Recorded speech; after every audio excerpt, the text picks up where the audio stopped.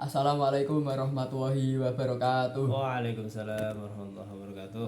Alhamdulillahirabbil alamin. Puji syukur kepada Allah yang Maha Berkuasa yang telah memberikan kita rahmat, nikmat, taufik serta hidayahnya sehingga kita semua masih diberikan keadaan yang sehat. Amin. Keadaan sehat ini marilah kita pergunakan untuk hal-hal yang baik. Amin. Salawat dan salam tak lupa kita haturkan kepada junjungan kita Nabi Agung Muhammad Shallallahu Alaihi Wasallam, yang mana kita nantikan syafaatnya besok di hari kiamat. Semoga kita semua adalah umat yang termasuk umat yang mendapatkan syafaatnya besok di hari kiamat. Amin.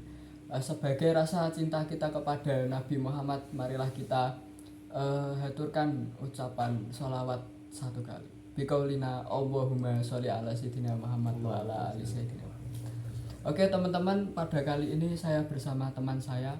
Nanti mungkin dia bisa perkenalkan dirinya sendiri, dan sebelumnya saya perkenalkan dulu, nama saya Muhammad Tuba Al-Ahzam, yang mana pada video kali ini saya akan menjadi moderator untuk nantinya bertanya mengenai beberapa hal tentang sejarah Al-Quran di Asia sampai Afrika. Sebelum jauh ke pembahasan, boleh diperkenalkan dulu. Oke, baik. Perkenalkan, nama saya di sini.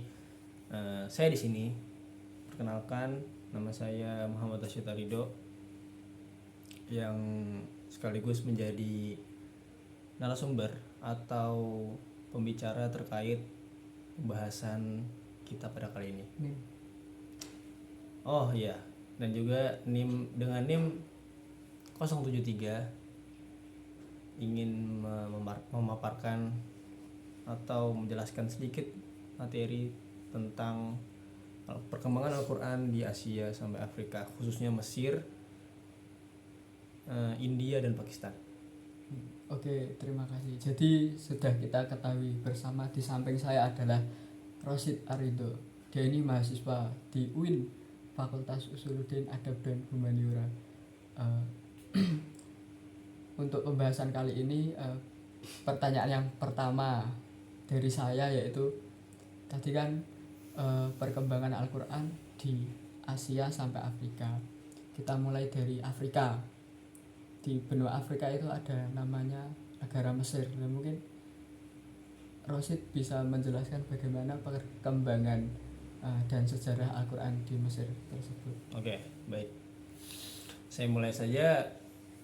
Mesir itu Mas memulai pertama kali mencetak tuh pada tahun 1798. Udah lama sekali ya Mas. Pada saat itu Napoleon pada tahun 1769 sampai 1821 berkampanye dengan mencetak leaflet atau media cetak yang berisi informasi atau pesan yang disampaikan kepada masyarakat luas dan pamflet-pamflet peraturan Napoleon. Saat kepemimpinan Mesir diambil alih oleh Muhammad Ali Pasha pada tahun 1805, ia menamai pencetakan di Mesir dengan nama Al-Matba'ah Al-Ahliyah.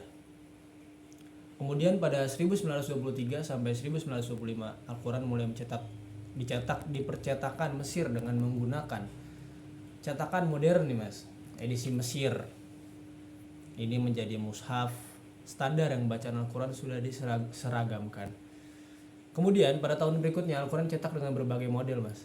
Abdul Fattah Al-Qadi menyebutkan sejarah dari percetakan ini dimulai dari pembentukan panitia yang diketuai oleh Syekh Muhammad Ali Husin, Ketua Qiraah Mesir, yang beranggotakan Hanafi Nasif, Ketua Inspektorat Arab Departemen Pendidikan, terus ada Mustafa An-Nani, Guru Madrasah Al-Muallimin Al-Nasiriyah, dan Ahmad Al-Iskandar Nani, Guru Madrasah Al-Muallimin Al-Nasiriyah juga. Hasil dari pembentukan panitia ini bersepakat nih Mas menggunakan Rasm Utsmani dari Riwayat Hafs dan dari Asim untuk dicetak. Keempat orang ini juga mengusulkan adanya tanda mana yang surat Madaniyah dan mana surat yang Makkiyah. menentukan petunjuk-petunjuk cara membaca dan penandaan pembagian juz. Al-Quran memiliki 7 varian bacaan yang disebarluaskan ke beberapa negara muslim. Kemudian pada abad ke-20 hanya 3 varian bacaan yang beredar, yaitu versi Nafi, versi Abu Amr, dan versi Asim. Kurang lebih seperti itu, Mas. Oh baik, jadi pada zaman Mesir itu percetakan itu belum pertama kali percetakan di mesin itu belum mencetak Al-Quran, jadi Betul. itu digunakan untuk mencetak pamfletnya Raja Napoleon. Iya. Oh, berarti begitu kalau di Afrika. Kemudian lanjut Afrika sampai Asia. Di Asia itu ada negara India. Ya. India itu. Nah, mungkin Anda bisa menggambarkan bagaimana sih sejarah dan perkembangan Al-Quran di negara India tersebut. Oke. Baik, langsung masuk ke India ya, Mas. Pada tahun 1852 sampai 1897 Al-Quran mulai dicetak di negara lain tuh, Mas, menggunakan teknik litografi. Nah, untuk litografinya tersebut saya kurang jelas, kurang mempelajari apa itu litografinya, Mas. Tapi saya bisa mengetahui karena ada suatu referensi di situ. Cetakan terbanyak dihasilkan di ibu kota negara tersebut, yaitu kota Bombay, salah satu kota di India. Dan versi ini dipengaruhi oleh cetakan negara Iran dan pengantarnya menggunakan bahasa Persia oleh Muhammad Ali Al-Qasani. Selain Bombay, Kalkota, salah satu kota pelabuhan penting di India, juga memproduksi Al-Quran. Al-Quran cetakan Bombay merupakan cetakan yang sangat populer di Asia pada abad ke-20.